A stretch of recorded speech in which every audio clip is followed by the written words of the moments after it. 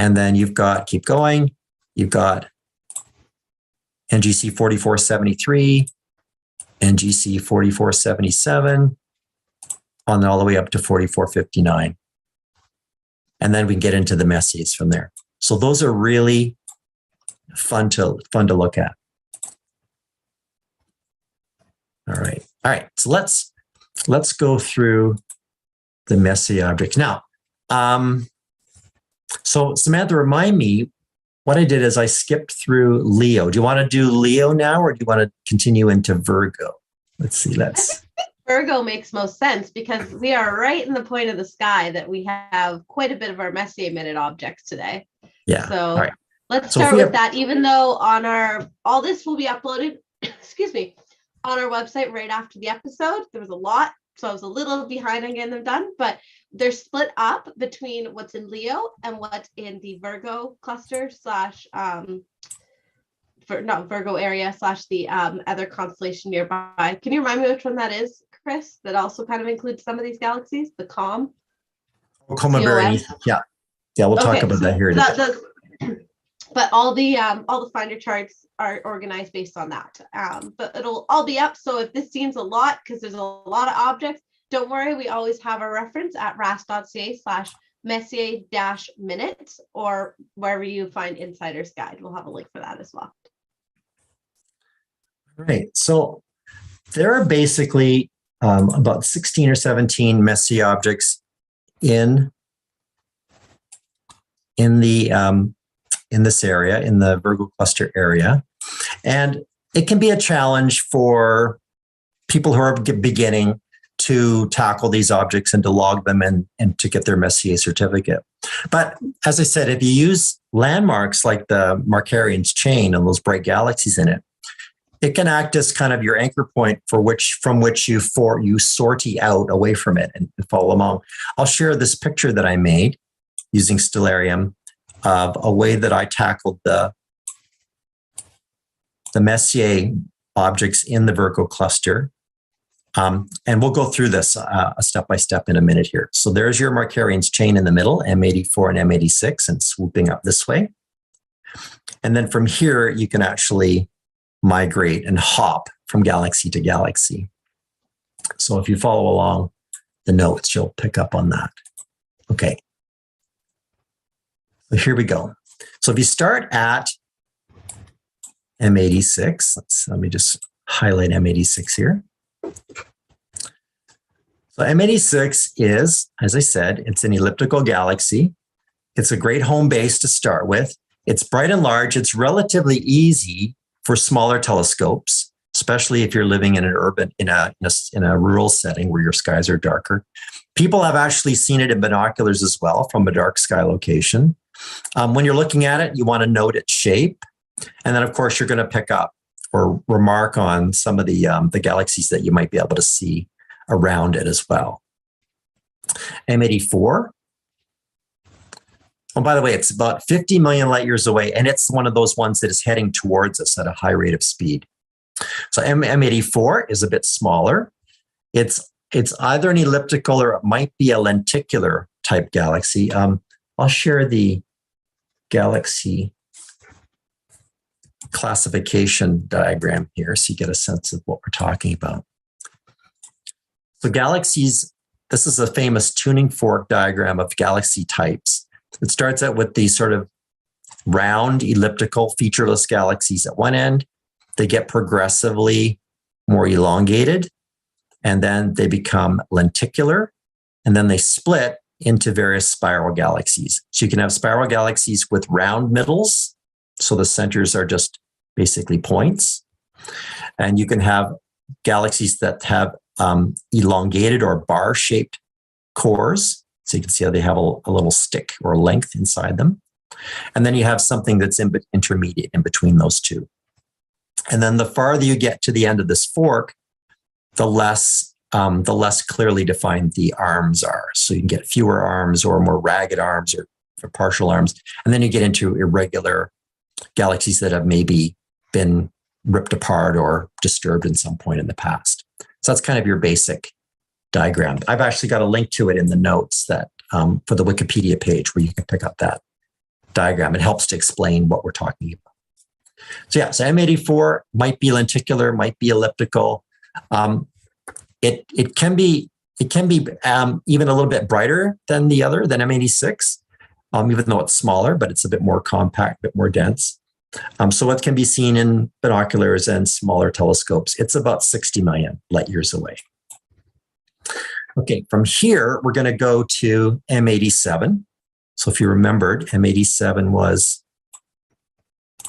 down here. I'm going to switch back to the names, to the numbers for these designations. And if you put up a Telrad, so let me just put my Telrad ring on here. So a Telrad ring is a handy way of working. You can see that the center diameter of the Telrad is equal to the moon's diameter, 30 arc minutes. And then the inner ring is 2 degrees, and then the big ring is 4 degrees. So you can see that this distance between these two is about 1.5 degrees. So that's M87. M87 in a telescope, again, will be kind of the bright, round, elliptical shape, really relatively easy in binoculars, any size of a telescope. This one's got, most of these big elliptical galaxies have giant supermassive black holes in them. Some of them are radio sources. This is the one that had the event horizon imaged. It's about 55 million light years away, and it's possibly about 200 times larger than our Milky Way galaxy. And in a zoomed in view, you can start looking at some of the other galaxies that are around it. So I jumped from these two out to M87, and then I can keep going from here up to M89. So M89.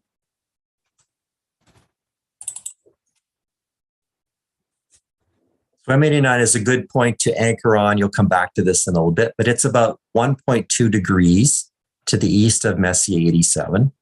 It's probably an elliptical galaxy. It could be, could look round because its long axis is actually pointed towards us. Again, it's relatively easy in medium and larger telescopes. It's about 50 million light years away. Another big black hole in the center of that one. Now, from here, you can decide whether you want to go to M90 or whether you want to drop down to M58. Me, I went down to M58. So let me go to M58 here.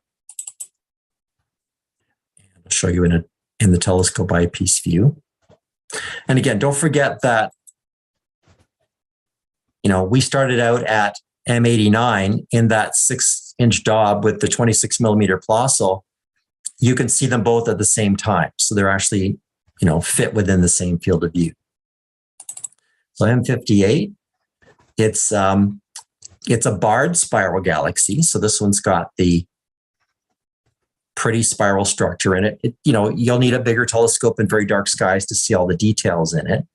It's about 62 million light years away. And when you're in the neighborhood, take a look at this little pair that's in the same area. See if you can spot them. They're called the Siamese twins. So that's something to keep an eye out for. All right, from M58, and again, I'll just go into my eyepiece view.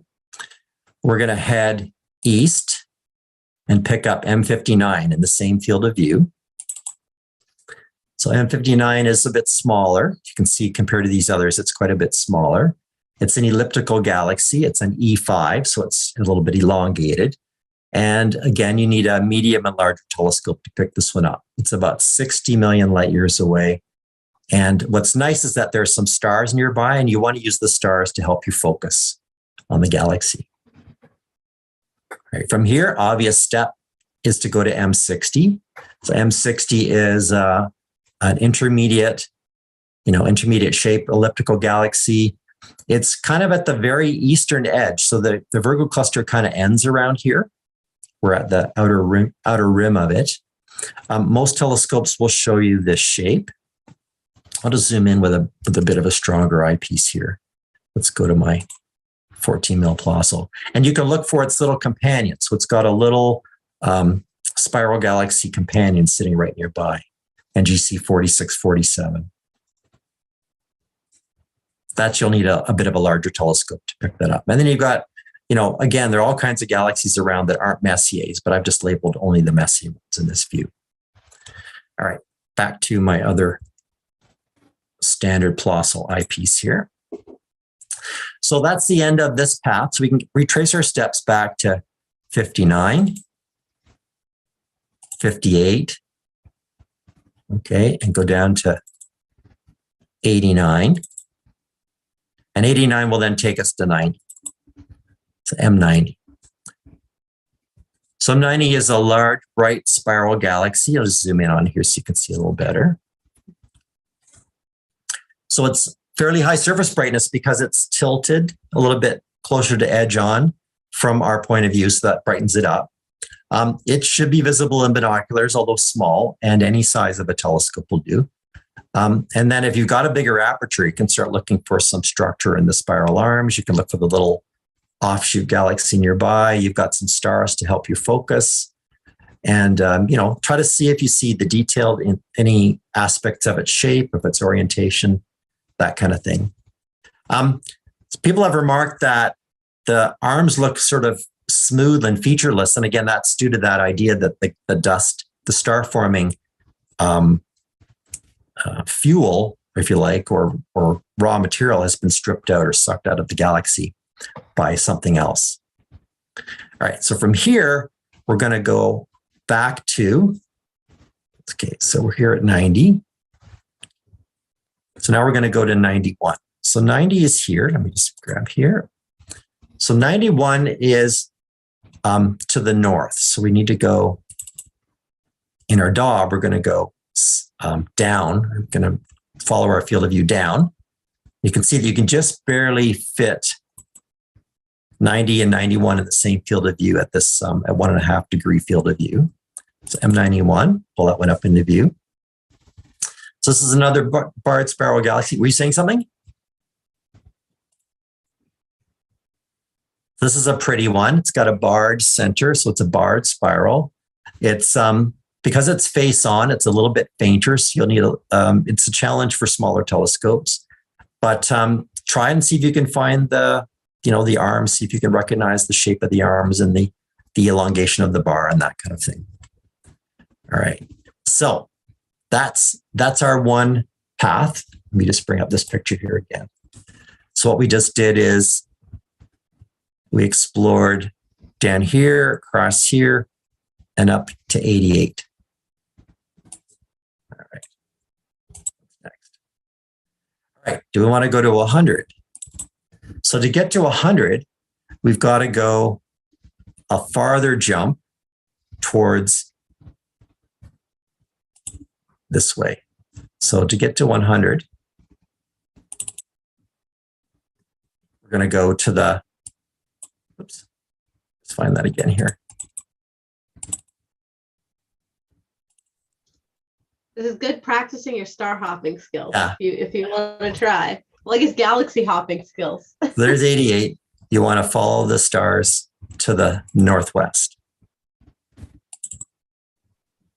We also have a suggestion, galaxism from Steve. Galaxism. Which we should call Galism. A galism. That sounds good to me. A galism. Okay, keep going. Sorry. So M100. So M100 is another really pretty one. Sorry, it's so the trick I said is that if you went back to M88, this is the trick I had in my notes, is to go to M88. Okay, see this bright star here. The HIP. No, which one?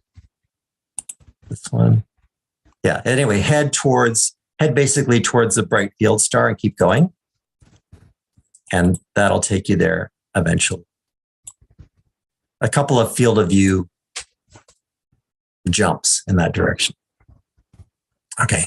So this is called a grand design galaxy, basically your classic face-on spiral galaxy. It's about 55 million light years away.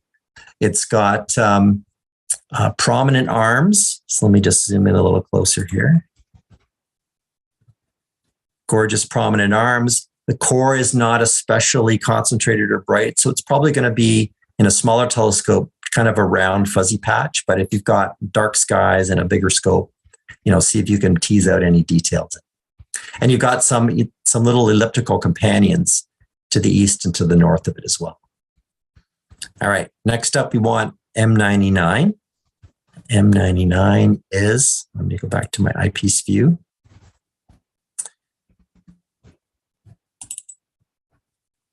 So the trick there is can you see this little array of stars on the edge of the field here? This little sort of curved arc of stars.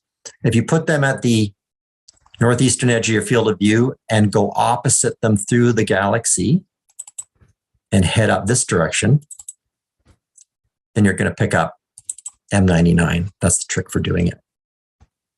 So M99 is a moderately sized unbarred spiral galaxy. Let me just zoom in on it a little more. It's face on, which usually makes it dimmer, but because it's sort of concentrated and small in a small patch of sky, it has a bit of a higher surface brightness. So it should be reasonably good for smaller telescopes. It's got a one kind of crooked arm or a loose arm that's hanging out. So you can see if you can spot that when you're making your notes. It's about 50 million light years away and receding away from us quickly. So it's neat. And again, it has a nice little pair nearby. So let me just put the eyepiece view up again. Can you see this little pair of galaxies here on the edge? You can bring them more into the center. So you've got an edge-on spiral galaxy here. So this is NGC 4302 and 4298 that you can add as bonus objects that aren't Messiers. All right, now you can see M98's over here at the edge of the view. So if we kind of slew towards the star 6 Coma, then we can pick up M98. So M98 is, let's see, highly tilted spiral, so it's closer to edge on. And here we go, as you can see it. It's a bit smallish, so it's not as easy in smaller telescopes, but it's, you should be able to pick up a little elongated streak in your telescope, and averted vision will help with that one. And it's about 44 million light years away. So now we want to retrace our steps back to M100, and then 99, and then we want to end up at 100, 99. So from M100, and let me just bring up my master chart here.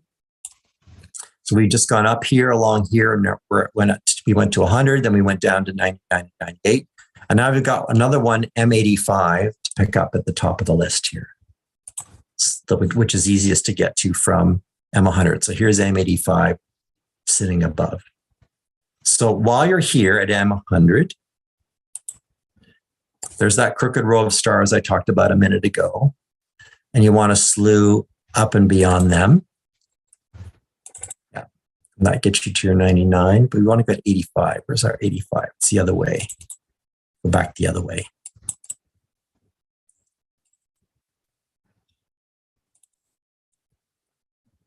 Oops, where are we at here? Yep, there's that row of stars. We want to go through one end of it, basically, is what we're doing. Oops, go back here and end up at 85. So M85 is a, let's see, medium bright lenticular galaxy, 60 million light years away. It's small, so it's going to be tough in binoculars and small telescopes, but it will get bigger and bolder with bigger aperture. You want to look for field stars around it, and you want to look for this little barred spiral galaxy for NGC 4394, just a few minutes to its east. So that's actually it for the Messier cluster galaxies for this round. I think there should be just a Virgo Cluster marathon where you I challenge, if people are ready to go out with the North clear sky, challenge you before the next Insider's Guide to try to do just the Virgo cluster ones. Yeah. See if you can do them all in one night. I also want to say one of the funny things on Chris's notes is you're calling M88. It's relatively close. It's only 47 million light years away. And then isn't distances in the space crazy that is close to us? Yeah. So the Virgo cluster, kind of the core of it's about, on average, about 53 million light years away. So we've got some on the near side and some on the far side. We just have a quick question about that. Some light year distance you reference are different from the stellarium text. Are they being revised frequently? Yeah, that's a good question. So that actually leads me to another topic, and that's to do with your data sources. So the distances are estimates, and they do get revised from time to time. For galaxies, a lot of times we're using redshifts because of the expansion of the universe to estimate how far they are. But you will notice that if you've been watching the data put up by Stellarium here, that some of the brightnesses of some of these galaxies have seemed to be very faint, but they're wrong. So there are some, I can't know if I can find one here that's wrong. Like here, it says that M88 is magnitude 13.18. That's not true. Okay, M88 is actually, where are we here? Magnitude 10.4, much, much brighter than that. So you do need to check your sources, and don't be discouraged just because you see Stellarium and this is actually, this would actually, I think, be true in the Stellarium mobile app data set as well. So you do want to, if you want to use a Messier guide, obviously John and I have the Messier guide that we put together. We tried to put the correct values in. Another really good resource that I recommend is Stephen O'Meara's Deep Sky Companion books. Let's see if I can get this one to work. There we go. This is a thick book that you can use to get lots and lots of physics, astrophysics, and facts and figures about them. And also, always going to plug the Observer's Handbook, which we have the whole list of Messier objects at the very back. That's right. And those have been vetted, and the data should be correct in the Observer's Handbook. So that's a great point. And they're updated every year. Well, they usually don't change that much, but every edition we go through them. So I just wanted to, before we move off to Leo, we'll grab a few more before we're done here.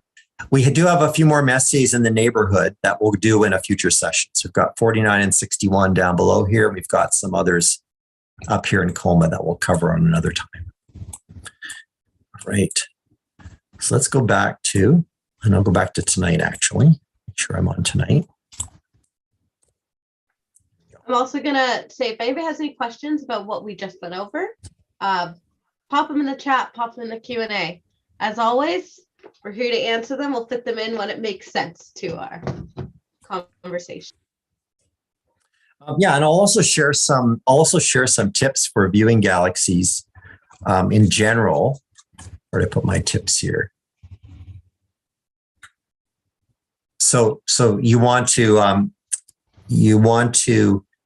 if you don't see the object and you think you should be there, try tapping the telescope while you're looking, and the field will vibrate or shake a little bit, and that can draw your attention to faint objects. So that could be something that'll sort of trigger you into the fact that it's there. And then do use your averted vision, where you kind of look to one side and notice the rest of the field of view. That'll enhance the dimmer objects. We can talk a little bit more about that on a future session. All right, so let's finish up with a self-contained Messier Minutes block to do with the galaxies that are in Leo, or the Messier objects in Leo, because truthfully, Leo is the more westerly constellation at this time of the year. So here's the meridian. So this is the north-south line, the green line. And anything to the right is west, and anything to the left is east. And you can see that Leo crosses the meridian when it's highest and most clearly visible first, before the Virgo cluster does. So really, if you're going to prioritize the objects that are kind of departing the scene first, you want to catch the more westerly ones, and that includes the objects in Leo. So I've got, I think, 6. Where am I list here? I'll go through. About 5 or 6 things in Leo, and you can see them marked down here. So the first up is we have, and this is the recommended order that I would recommend, is if you look for that friend, our friend, the star Denebola, that's at the tail of the lion. And then you've got Regulus, which is at the sort of front chest of the lion. His head goes up and this way. And then you want to look for the star Cherton, which is a naked eye star between the two. And learn Cherton. It's really a friend of yours when you're finding galaxies, because if you take the line that joins Cherton to Regulus, find the halfway mark, and just drop 2 finger widths below. And again, if you want to use a Telrad, the rings, what you can do is you can find the midway point between Cherton and Regulus, put the top of your bullseye on the line, imaginary line, and your telescope will be centered pretty much right at Messier 95. So we have Messier 95, Messier 96, and Messier 105, all in the same field of view. So in your Plössl that we talked about, you can actually fit both 95 and 96 together at, it's about 35 power that we're using here. And M96 is actually the brightest of the 3. It's an intermediate spiral galaxy, and it's barely visible with binoculars. It's medium bright. Most telescopes will show the core of it relatively well. So let's just zoom in here a little bit like this. So it's kind of that you'll see a kind of an amorphous blob, and then if you've got more aperture, you might pick up a few more details. M95 is a barred spiral galaxy. It's got a bit of an elongated center and a nice bright kind of ring-like halo of the arms around it. Might pick it up in binoculars, but it should be relatively easy to see in a backyard telescope, maybe even from the suburbs if you're, if it's a very clear night. So look for that ring shape when you're looking at it. This one's only 32 million light years away. And then heading back to this one, M95, M96. If you slew around a little bit, you should be able to pick up M105. They don't quite all fit together in the field of view, but you can get sort of 2 at a time. So M105 is an elliptical galaxy, and I'll zoom in on this one again. There you go. And it's accompanied by another elliptical and a kind of an irregular spiral galaxy down here. So this one will require, it's a little bit sort of faint and fuzzy, so you will need a bigger telescope. I don't know if binoculars will do it. Maybe. And you want to look for the neighbors around it. So those are those 3, all sitting here sort of below the stomach of the lion. Now the next group that you can pick up, again using the star Cherton. So Zosma to Cherton, you can actually cover that same span and heading down and look for the star called, in Stellarium they call it Seedsang, but it's actually Iota Leonis. If you can find Iota Leonis, which is a magnitude 4 star, and point your telescope exactly halfway between Cherton and Iota, then you'll pick up the Leo Triplet, the famous Leo Triplet of galaxies. So Leo Triplet starts here with M66, and these will fit all 3 together in your field of view with a 26 millimeter Plössl eyepiece. So that's a really fun thing to stumble on those 3 at once. So 66 is the largest and brightest. It's an intermediate spiral galaxy, 36 million light years away. You want to look for maybe some structure in the arms. And again, let's crank up the magnification to say Plössl. So you can see it's not symmetrical. So you want to take a look for that while you're observing it. M65 is smaller, more compact. So it could be a bit easier in binoculars because the light is all concentrated into a smaller area. And you want to look for, if you have a bigger telescope, you want to look for arcs of dust in it. So let me just zoom in even closer so you can see the dark arcs of dust that you might pick up hints of in a bigger telescope. And finally, we have this other unnamed gentleman here or lady. This is the so-called hamburger galaxy. The hamburger galaxy is, let's see, NGC 3628. Don't know why Messier didn't include him. You think Charles Messier would have added this one? It does tend to be maybe a little bit fainter than the other ones, but it's a great one to keep an eye out for. So again, it doesn't. Too hungry, and then doesn't went and count. got a snack before you wrote it down. Yeah, it doesn't count towards your Messier certificate, but you definitely want to make note or take a look at it when you're there. So the idea here is you've got the hamburger patty is the dark dust in the center, and then you've got sort of a squarish envelope representing the bun. So that's your hamburger galaxy. Okay, I'll stop talking and take some questions. Throw any questions in the chat or the Q&A, and we'll keep an eye out for them. I don't see any questions currently in the YouTube chat. All right. So all the resources we've talked about or put in links here will be in the description box of the YouTube video on our RASC Canada YouTube page. And you can always find it on our Insider's Guide to Galaxy website. Sorry, Chris. Oh, and I'm just going to toss out a couple more thoughts about seeing galaxies. Filters don't help with galaxies because galaxies are made of starlight, and filters tend to block starlight in favor of nebulas. So you don't want to use filters for visual, that is. What you want to do, let's see what else did I have here. Sorry. I was going to say that if you want to use a paper atlas to find your Messiers, let's see if I can get my paper atlas to work here. No. There you go. If you have a Newtonian reflector telescope, all you have to do to match your eyepiece is to turn it upside down, and the star chart will match your eyepiece. What were you going to say?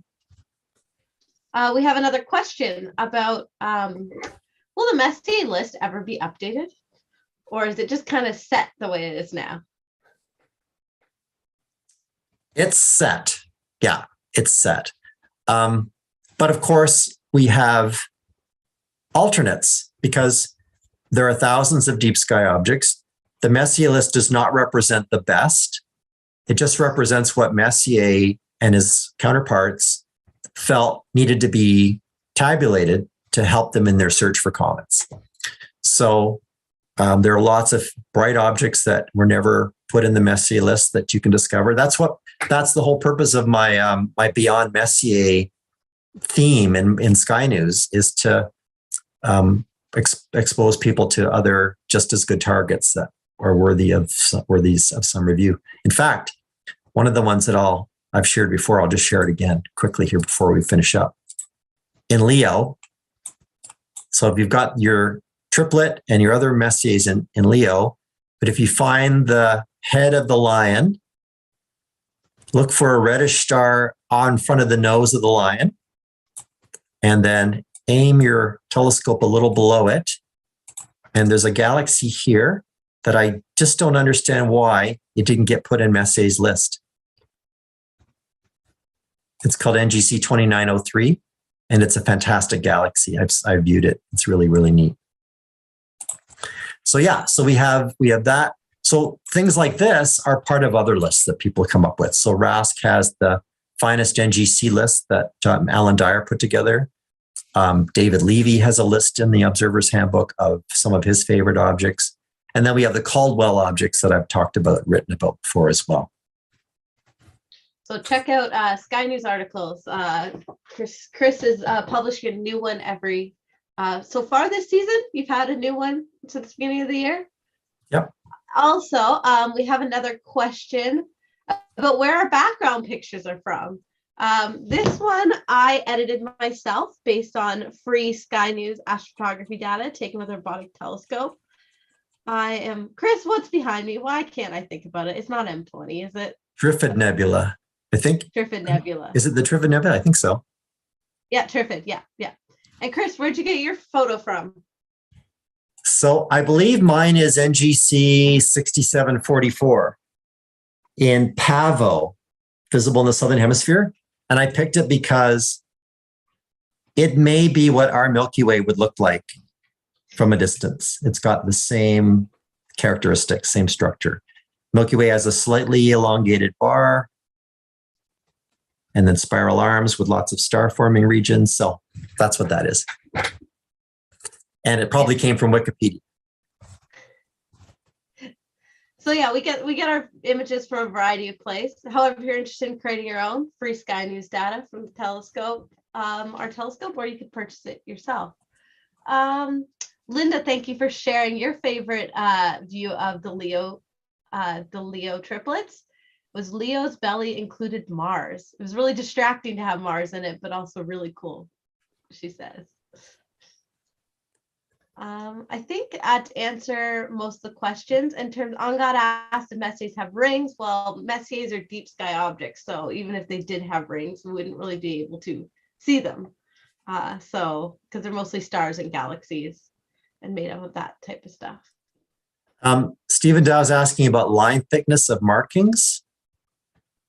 I'm not sure what he means. Talking about how you get your thicker lines in your stellarium. So I sent him the Stellarium Sites guide, but do you is it just automatic on your Stellarium to set up those thick bold lines, or do you change them yourself? No, I've customized it to make it a little easier for people to see it. So if you're in the F4 menu and go to markings, then you can plot things like the ecliptic and the meridian and things like that, and you can change the thickness of the lines here. And then if you go to the Star Lore tab, this is where it controls the constellation lines, and you can increase the thickness of the constellation lines, and you can increase the thickness of the boundaries and things like that. And you can also change the font size of the labels in here as well. So that's what I do. And if you're interested in learning, I'm going to plug more about Stellarium and you're a RASC member, we have free Stellarium classes starting from I've never used Stellarium before to advanced users. And that is used to be hosted by Toronto Centre. Now it's hosted by RASC National. I think you met Blake on a previous episode of Insider's Guide. He is the one that runs that. So just Google Royal RASC Stellarium training or software training, and you can sign up for the next one for that if you're interested in learning more and become an expert like Chris on Stellarium. So we have our next session, our topic's TBD at the moment, but we will be kind of near a full moon week. And then the one after that will be a new moon week again. So that'll be another opportunity to get the fainter objects. We have about 13 spring Messiers left to describe in our program here. So we'll get to them over the next couple of sessions. And then we'll be getting ready to hit fall, hit summertime. It looks like we're almost halfway through. We're getting close to halfway through our Messier list. Yep. Well, once you're done spring, you're well through it. So, and we cheated a little bit because we actually threw in some autumn targets than when we started. So hopefully everyone can get some Messier viewing in soon, or just viewing in general now that the skies are clearing up and it's no longer cloudy winter days. And let us know next week not next week, 2 weeks from now, if you're able to see anything and if you attempted to view the Virgo cluster. That's my challenge again to all of you. Try to do the Virgo Messier objects we showed you today. And thank you, everyone. One thing that I did when I logged the Messiers for my certificate is I separated the finding from the describing. So I successfully found them manually with my telescope without GoTo. I logged when and where I did it. And I left a gap in my logbook. And then later on, I went back and I fleshed it out with more details about them. But when I had more time. Oh, one more thing before you go. If you're interested in, fingers crossed, we actually do the Messier Marathon, it will be on our YouTube channel. So if you know where to find Insider's Guide, RASC, RASC Canada, so RAS Canada, and that is our YouTube channel. Right. Yeah. Thank you all for joining us, and thank you for all your thanks. We really appreciate that you enjoy what we produce every 2 weeks. Well, mostly Chris. Everybody needs to give a huge shout out for Chris. He does so much hard work for this. So No problem.